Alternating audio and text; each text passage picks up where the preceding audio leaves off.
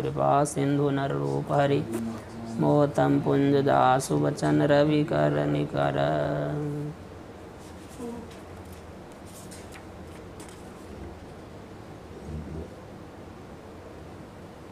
नव पल्लव भय बिटप अनेका। वर्षा ऋतु का वर्णन चल रहा है।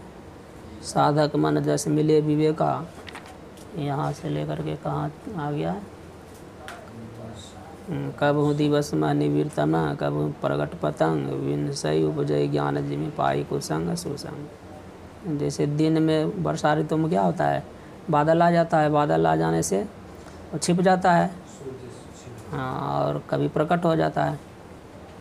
उसी तरह का कुसंग और सुसंग के मिलने से, कुसंग मिल जाएगा तो ज्ञान का विनाश होगा, और सुसंग होगा तो ज्ञान विकास होगा।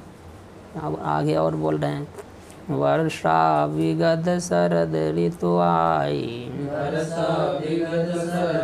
लक्ष्मण देखहु परम सुहाई। वर्षा विगत शरद ऋतु आई, लक्ष्मण देखहु परम सुहाई। काहे लक्ष्मण, वर्षा विगत, वर्षा चली गई, वर्षा ऋतु चली गई, और शरद ऋतु आई, शरद ऋतु आ गई तो कैसा हुआ? कहा परम सुहाय, बहुत अच्छा लगने लगा। क्योंकि बरसात में कीचड़ आदि हो जाता है तो बहुत असुविधा होती है जाने आने में कहीं। अब शरद ऋतु में सब सूख गया है। फूले काश सकल मही छाई, जन वर्षाकृत प्रगट बुढ़ाई। फूले काश सकल मही छाई, जन वर्षाकृत प्रगट बुढ़ाई। फूले काश सकल मही छाई, काश फूल जाता है। ये काश जानते हैं किसको कहता है? काश ये नहीं होता है, अभी यहाँ तो बहुत था गंगा में। हाँ, झोपड़ी ऊपर, झोपड़ी, हाँ, उसमें फूल आ जाता है। हाँ, तो फूल आने से क्या होता है, वो जब फूल आ जाता है तब उसका मतलब होता है कि वर्षा अब समाप्त होने वाली है। वर्षा ऋतु जैसे वृद्ध हो जाता है तो बाल पक जाता है ना, तो क्या उसी तरह से वर्षा का वो समझिए बुढ़ा गया, इसका मतलब जब काश फूल जाता है तो वही उदाहरण दे रहे हैं। जन वर्षाकृत प्रगट बुढ़, उदित अगस्त पंथ जल सोखा, लो वही संतोखा। उदित अगस्त पंथ जल सोखा, जिमि लो वही सोखा संतोखा। उदित अगस्त, अगस्त तारा है, वो सप्तऋषि है, उसमें अगस्त जी भी है सप्तऋषि में। इसका उदित अगस्त, अगस्त तारा होता है क्या? पंथ जल सोखा, पंथ में वर्षा होने से रास्ते में जल आदि हो जाता है ना बहुत, तो वो सब का सूख जाता है। जिमि लोभ वहीं शोक ही संतोष का संतोष करने से लोभ सूख जाता है, अर्थात लोभ नहीं होता है। सरिता सर निर्मल जल सोहा, संत हृदय जस गत मद मोहा। सरिता सर निर्मल जल सोहा, संत हृदय जस गत मद मोहा। सरिता जल निर्मल, सरिता सर क्या हो जाता है? सरोवर का जो जल है क्या हो जाता है? सरिता नदी, सरोवर का ना, सर मतलब सरोवर यहाँ अर्थ लिया है, सरिता मतलब नदी। कहता है जल, इन दोनों का जल क्या हो जाता है? निर्मल हो जाता है। क्योंकि वर्षा होने से क्या होता है, मिट्टी आते रहती है तो गदला रहता है, मलिन हो जाता है। जब वर्षा रुक गई है तो फिर वो निर्मल हो जाता है। उदाहरण दिया कैसे? संत हृदय जैसे गत मदमोह, संत के हृदय से वो गत चला जाता है, क्या चला जाता है? मदमोह चला जाता है। आगे रस रस सुख सरित सर पानी, ममता त्याग करहि जिमि ज्ञानी। रस रस सुख है, सरिता का जो जल है, सरोवर का जल धीरे धीरे सूखने लगता है। उसी तरह से जो ज्ञानी होता है वो धीरे धीरे क्या करता है? ममता त्याग करहि, ममता जो आसक्ति आदि है उसको धीरे धीरे छोड़ते हैं ज्ञानी। ज्ञानी मतलब यहाँ पर जो सत्संग ध्यान करते रहते हैं उसको ज्ञान होता है ना, ऐसे ज्ञानी से तात्पर्य वो धीरे धीरे ज्ञानी, अनुभव ज्ञानी नहीं यहाँ है। जानि शरद ऋतु खंजन आए, समय जिमि सुकृत सुहाए। जानि शरद ऋतु खंजन आए, पाई समय जिमि सुकृत सुहाए। शरद ऋतु आ गई, वर्षा विगत, वर्षा जाने के बाद शरद ऋतु आती है। तो शरद ऋतु आने से क्या हो, एक पक्षी, खंजन पक्षी है, वो आ जाता है। मौसम के अनुसार से पक्षी भी कहीं जाते हैं और आते रहते हैं, समझे। पाई समय जिमी सुकृत सुहाय का। उसी तरह से पुण्य करते रहने पर कितना लोग कहता है इतना पुण्य करते हैं हमको कष्ट ही हो रहा है ना, पुण्य का फल नहीं दिख रहा है। पुण्य का फल जब आएगा तो फिर प्रसन्नता होगी। तो वही पाई सुकृत, सुकृत जब पाता है तो फिर उसको दुख चला जाता है, ये तात्पर्य। पंक नरेनु सोहस धरनी नीति निपुण नृप कै जस करनी। नरेनु सोहस धरनी नीति निपुण नृप कै जसी करनी। कीचड़ को कहते हैं, रेणु धूल रहता है ना। पंक न रेणु सोहस धरनी, धरनी क्या है? पृथ्वी है। पृथ्वी कैसे शोभा पाती है? बिना कीचड़ और धूल की जो है रहती है शरद ऋतु बीतने के बाद। नित्य निरूप जैसे नीति में निपुण्य जो राजा होता है उसका जैसे अच्छे कर्म होते हैं शोभा पाती है, उसी तरह धरती भी शोभा पाती है। जल संकोच विकल भई मीना अबुध कुटुम्बी जिमि धनहीना। जल संकोच विकल भई मीना अबुध कुटुम्बी जिमि धनहीना। वर्षा नहीं रही, शरद ऋतु आ गई, फिर धीरे धीरे क्या होता है वो तालाब आदि का जल क्या होता है सूखने लगता है ना। जल सूखेगा तो उसमें जो रहने वाले मछली आदि हैं वो विकल होने लगते हैं कि अब क्या होगा। उसे उदाहरण दिया कैसे, तो अबुध कुटुम्बी, अज्ञानी का जो परिवार है, जिम्मी धनहीन हो जाता है तो अज्ञानी का परिवार क्या हो जाता है, दुखी होने लगता है। यहाँ बड़ा परिवार कुटुम्ब से लिया है तो फिर उसको खाने पीने की दिक्कत होगी ना। ज्ञान न है कैसे क्या करना चाहिए, और ज्ञानहीन होने से। बिनु घन निर्मल सोहाकाशा इव परिहरि सब आशा।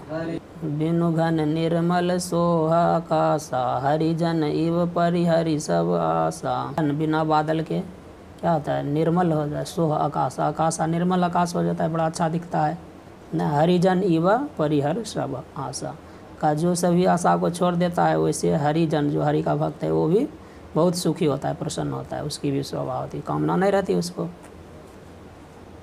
कहूँ कहूँ वृष्टि सारदि थोरी पाव भगति जिमि मोरी। वृष्टि सारदि थोरी कोइक पाव भगति जिमि मोरी। शरद ऋतु में कहीं कहीं वृष्टि होती है ना, हर समय वृष्टि नहीं होती, सभी जगह वृष्टि नहीं होती, कहीं कहीं वृष्टि का। ठीक उसी तरह से वो परमात्मा की भक्ति कोई एक पाते हैं, सभी नहीं पा सकते हैं ना। आगे उत्तरकांड में आया कि वर्णन होगा कितने कितने भक्त हैं, कैसे कैसे है।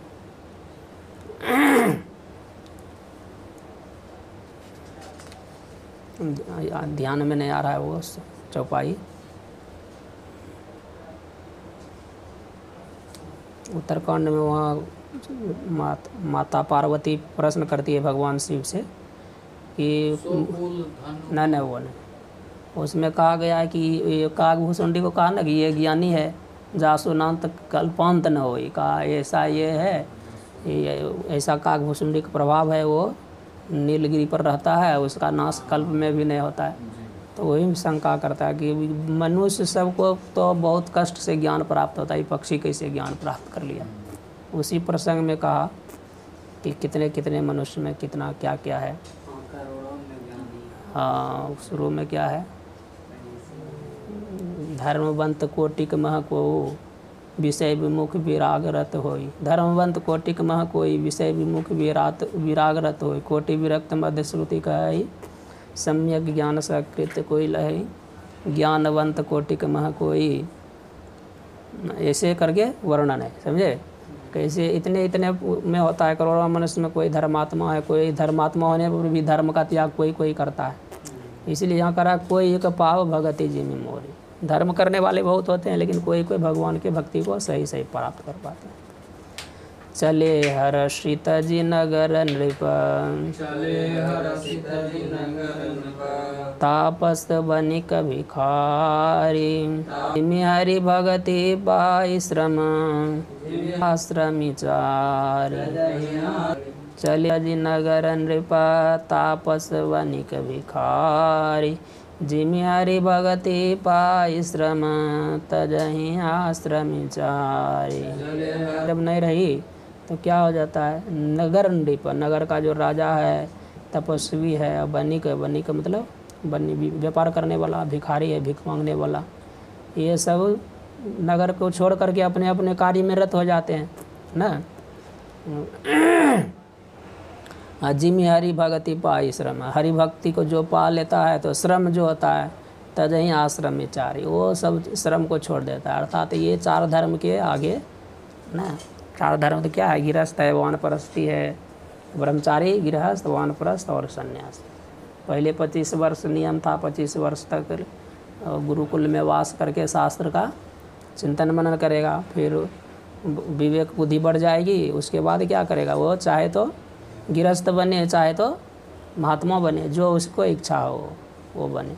फिर गृहस्थ होने के बाद भी 50 वर्ष तक कहता है गृहस्थ आश्रम का पालन करना चाहिए, 25 वर्ष, और उसके बाद फिर वानप्रस्थ ले लेना चाहिए। 100 वर्ष आयु बताई गई ना, 25 वर्ष तो पढ़ने लिखने में चला गया, फिर 50 वर्ष घर गृहस्थी, 25 वर्ष घर गृहस्थी संभालने में, 25 वर्ष फिर वो वानप्रस्थ में रहे, फिर बाद में संन्यास ले लेने के लिए कहा। ऐसा है चार आश्रम को। तो करा हरि भक्त पा करके क्या है आश्रम, ये सब श्रम छोड़ करके क्या हो जाता है, ये सब करने में परिश्रम होता है ना, तो करा वो सब चारों आश्रम वर्ण को छोड़ देता है, उसमें नहीं पड़ता है। ऐसा तात्पर्य है, समझे।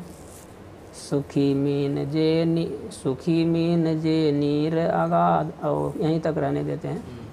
श्री सद्गुरु महाराज की जय। ओम पूर्णमदः पूर्णमिदं पूर्णात् पूर्णमुदच्यते पूर्णस्य पूर्णमादाय पूर्णमेवावशिष्यते। ओम शांति शांति शांति।